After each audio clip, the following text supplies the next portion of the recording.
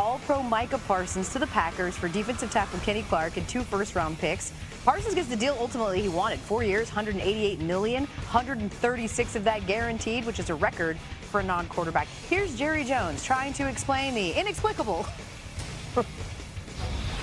There's no question that I could have signed him in April. And so we all know that to have agreements, all parties have to agree.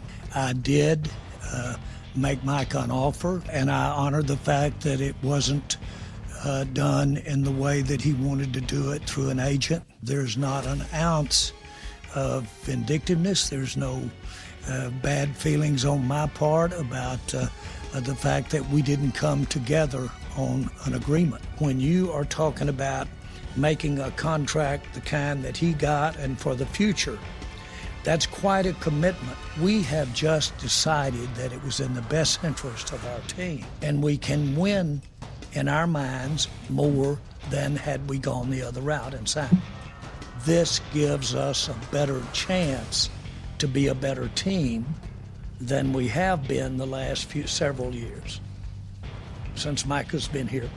Not any negative on Micah, but we're trying to get better. We're trying to stop the run and stay in the hunt. Trying to get better. On the scene, Cowboys reporter Todd Archer joins us now. As you continue conversations around the building, what have you learned that drove Jerry Jones to trade away his superstar edge rusher? Yeah, Kevin, there really wasn't one moment where the Cowboys said, okay, we just need to move on. You know, you talk to the people in the organization. Yeah, there might be some people that were annoyed at him lying on the medical table during last week's preseason game or some of his past practice habits. But maybe all of that stuff added up. But I think for the Cowboys, and Jerry Jones talked about it, he believes this was the best move for a team that needed to help stop in the run. You get Kenny Clark.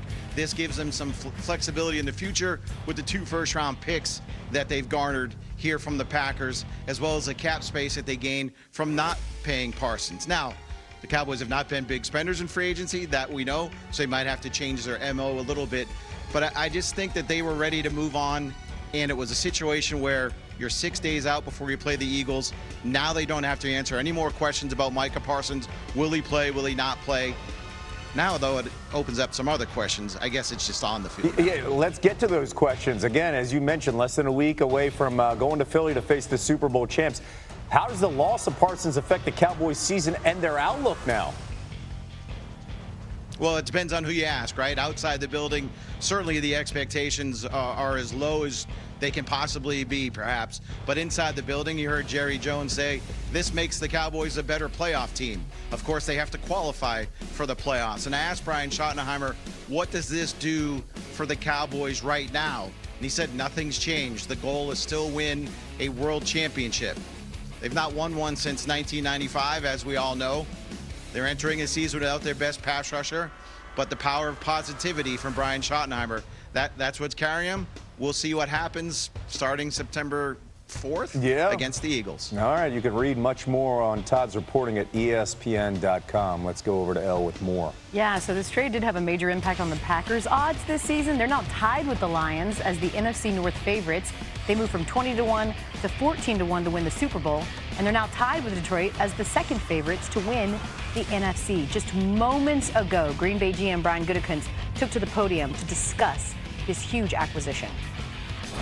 No, I think, obviously a player like Micah, is very unique and very rare is it that they're available, right? So as this kind of came together, it was just one of those things where it was a unique opportunity for us, and it was going to cost, right? There was going to be some expense with it, but we just kind of thought it was the best thing for our football team, and we're excited to get him. We're excited to get him out there and get him with our team so that he can get up to speed as fast as possible. Obviously, you weren't here when they signed Reggie, but I'm sure Ron was here. Obviously, did they ever talk to you about what that meant? And is there maybe some parallels with Micah? Yeah, I don't think there's really any parallels to that at all. I mean, again, I wasn't here, so it's hard for me really to compare that. Different time. I think the Packers organization was in a different space at that time. So I can't really comment on that. Mike is his own man, and he's going to forge his own path here.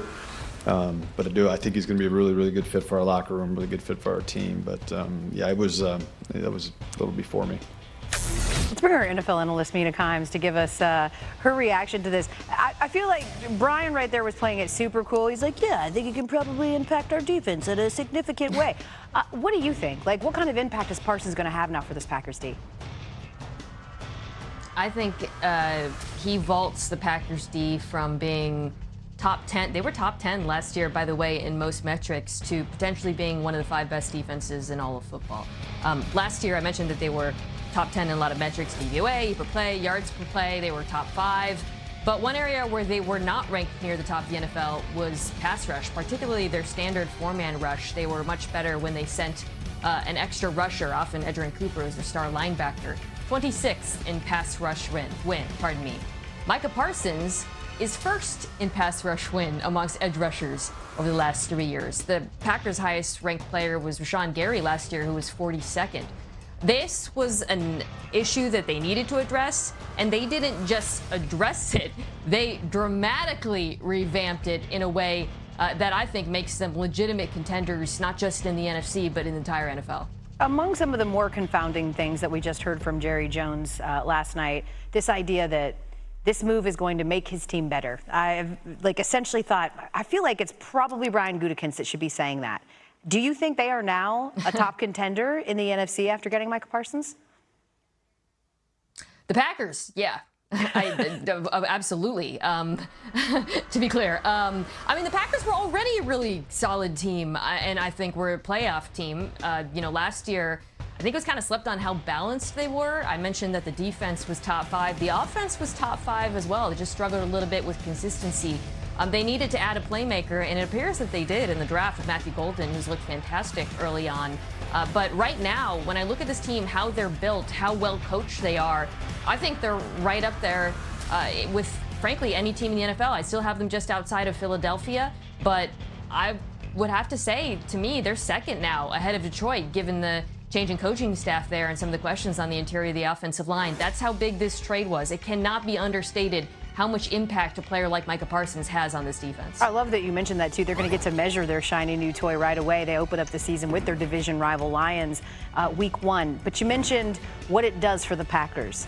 The Cowboys ship away their best player, and they get Kenny Clark and 2 first-round picks in return. That enough to you? No.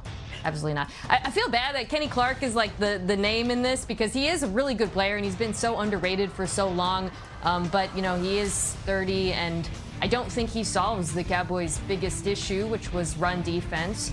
And now they just created another issue, which is pass rush. Outside of Micah Parsons, you have Dante Fowler Jr., who was good last year. Donovan Ezeraku, who's an exciting draft pick, but all of those players are much better with Micah Parsons getting doubled on the opposite side, and now he's not going to be. Every offense's life's just got a lot easier